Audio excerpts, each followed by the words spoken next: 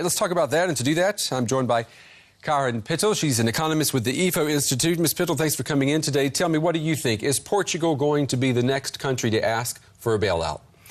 I guess if anybody asks next, then it will be them. I'm not quite sure whether they will do it voluntarily. It's kind of like the Irish who had to be convinced to join. Yeah. But I think there would be pressing reasons for them to go under. You know, the euro in this debt crisis has gotten a really bad rap around the world. Does it deserve this bad reputation that it's got now? I don't think so. I think those are temporary problems. They're not long-run problems. I think the euro in itself is a good institution, a very valuable institution for Europe. And I don't think it deserves the bad reputation it has by now. I know a lot of critics have said that the European Union has been too late in dealing with these sovereign debt problems. What's your take on that? Is the European Union, the Eurozone, doing enough to prevent possibly another Ireland? There's a couple of issues that's probably relevant in here. With Greek, one didn't know for a very long time that the situation was so dire.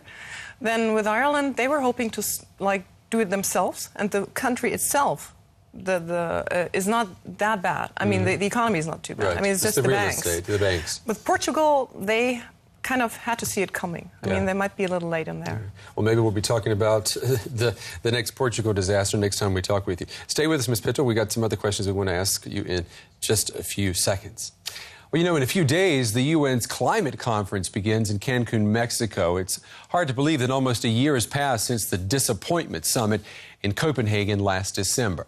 Now, there's no hope for an improvement this time around. In fact, the head of the International Energy Agency says as long as the U.S. and China do not commit themselves to reducing CO2 emissions, nothing else will matter, including all of Europe's efforts. Now, that is not discouraging all businesses from going green. We have this report on an aluminum producer that is taking recycling all the way.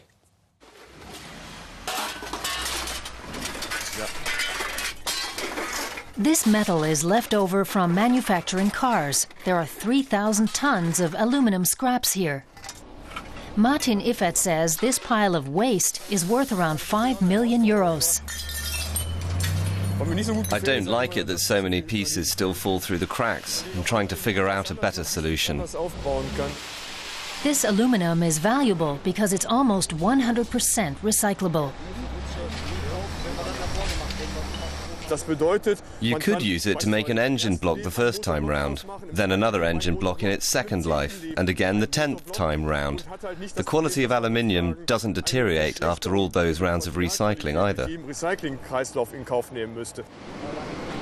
Trimet is Germany's largest aluminum producer and has plenty of experience with recycling. This vat is carrying 4 tons of newly smelted aluminum. Its refinement from ore involves a chemical process that uses a lot of electricity. The fresh aluminum is mixed together with the scrap parts. Recycling cuts down on raw materials and consumes a quarter less energy overall. The aluminium is heated to 950 degrees Celsius and fed into the foundry. Then we add room temperature waste aluminium to the mix. So on the one hand, we're cooling down the aluminium, which is too hot, and on the other, we're using the energy to melt the scraps. The process has another benefit. Waste aluminum often contains expensive additives like silicon and titanium. After recycling, they're already mixed into the new aluminum. The end product, massive pieces of aluminum that weigh tons. Most of it goes straight to suppliers of the auto industry, where it's put to good use. Any mid-sized car contains about 150 kilograms of the metal. If I make a part like an engine block out of aluminium, for example, it's only half the weight of a block made from conventional materials containing iron. So that means if you drive 100 kilometers, it cuts down on fuel consumption by about 20%. Aluminum is also used in solar roof panels. Demand from the growing trend toward renewable energy is fueling the industry as well. But making aluminum isn't exactly environmentally friendly. Refining it consumes a lot of energy, and Trimet comes in for its share of criticism. Its factories devour about 1% of the total electricity consumed in Germany, but the company sees it differently. We don't consume electricity. We turn it into other forms of energy, into metal. That's something that's easy to store and recycle. So that's why I say we don't consume electricity. We utilize it and convert it. Even so, the company is trying to become more energy efficient and slash its CO2 emissions. Trimet is promoting green energy abroad, too. In China, the company offers training sessions in aluminum mills. It says many of the factories are modern enough, but poorly maintained.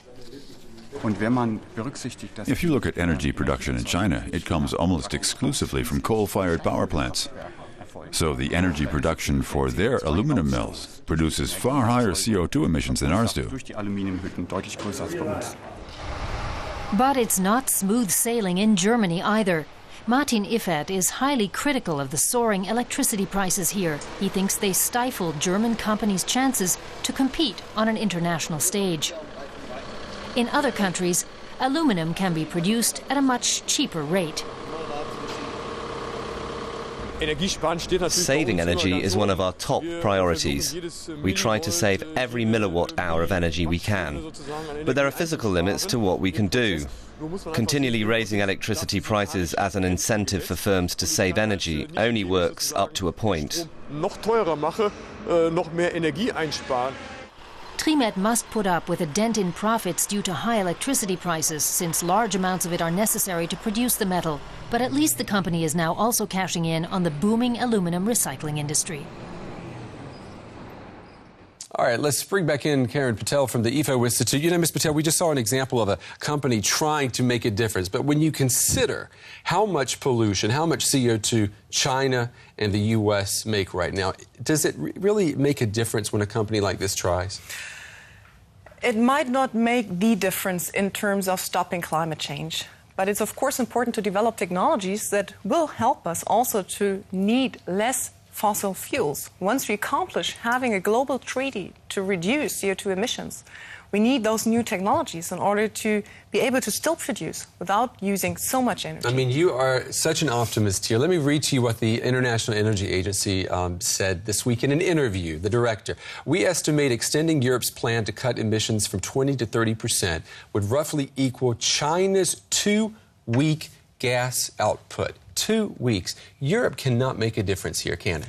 It can't make a difference alone. I mean, I'm not denying that. It's like I said, when or if we have a global agreement, then we need the new technology. As long as we don't have this global agreement, then Europe alone won't make the difference, especially because what Europe cuts back will not only is China increasing in its emission, but part of what is reduced in Europe will kind of switch to China. We produce there. Exactly. China will continue to grow. There was so much public support for a global agreement heading up to the Copenhagen summit last December. Has that been lost? I don't think so. I think the expectations are still there. It's just that they are more realistic now.